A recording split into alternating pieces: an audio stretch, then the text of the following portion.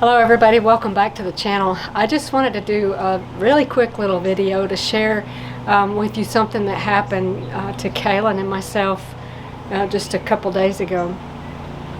I showed a little bit of video footage at the beginning of this of a big pile that had been burned and some logs and stuff. Well, we've transitioned back to my mother's farm here in Alabama. Our mothers are both, sorry mom, octogenarians now, and they're not as able to keep up with stuff. So if you follow our channel, you know that we're kind of splitting our time at this juncture between our mothers until we find our own place again. And so we're helping to clean up some land clearing that my mother had done last year, or I guess it was in the spring of this year, and just doing some burning. The winds have been really calm this week, and so it was a good time to burn and stuff. But Kaylin was working at another area of the farm doing some weed eating because my mother hadn't been able to keep up with all the weed eating that needs to be done on the farm here. And so, you know, we try to visually kind of keep in touch with one another as we turn my ringer off on my phone here, as we work, just to make sure that each other's okay. But men tend to be very focused on their task, and I don't know that Kaylin looks up as much as I do. Maybe I'm constantly, where is he? But he does look up, and he does check on me. But he told me that when this happened that I want to share with you, he had just finished weed eating a section, and I had been with this little tractor right here. I had been up in a different area from where I had the big burn pile where I was burning these big logs, and I was coming back with another load of logs to put on the fire. And as I approached the fire, I looked up and I saw probably, I don't know, 25 yards from the actual fire, there was, in an adjacent patch of wooded area, a fire had started. And it was small whenever I saw it.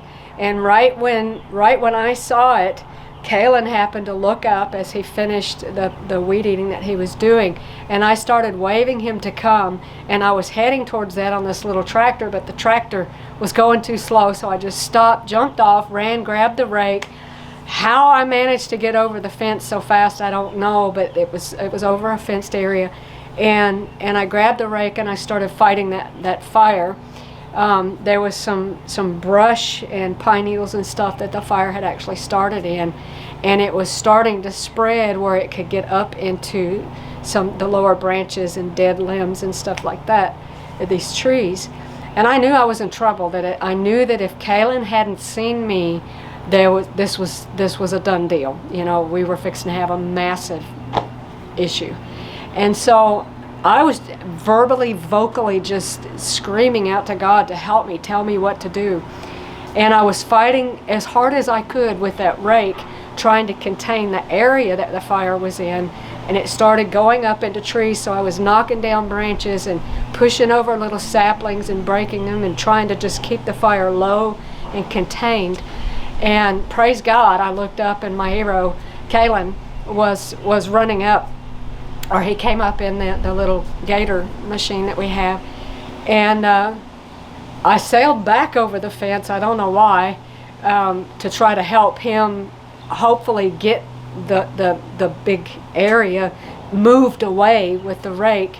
But we quickly ascertained, and I believe the Lord gave us quickness of mind, we quickly ascertained that he needed to go get water and I needed to keep fighting. And so that's what we did. And we just got back to the farm here where the buckets, stuff gets moved around.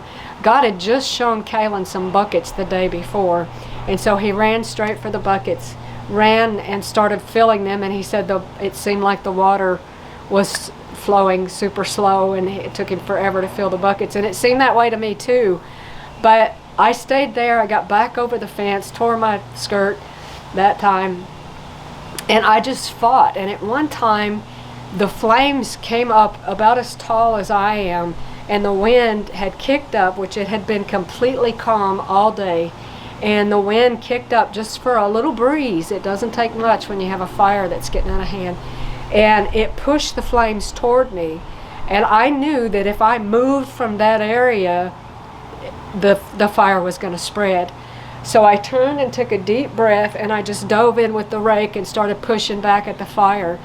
And all I can say is God helped me, because I was continually praying that God would bless my efforts and help me. And about that time, Kalen came back, and he dumped 5 gallons of water, ran and got the other one, dumped that on there, and I think he ran back and forth about 2 or 3 times. The last time he didn't have to run because the fire was down enough. But I had to watch that fire, because for about an hour after that, little embers would try to come up and restart, even with the 6 gallons or more of water that we had put on that and raking all that up into an area. But it had really gotten entrenched into the the underbrush.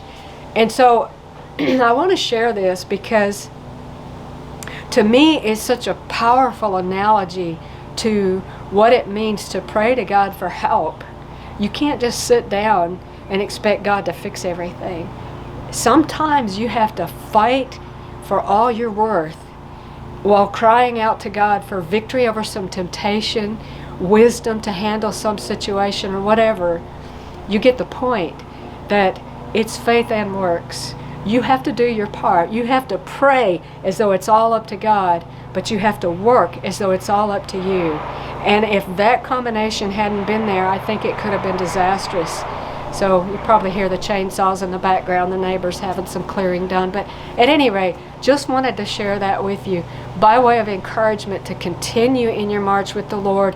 And also because those embers kept coming up for an hour or more after that fire had been put out. Remember, we have to be consistent in our walk with Christ. We have to be vigilant, be sober, be vigilant, be mindful, be aware.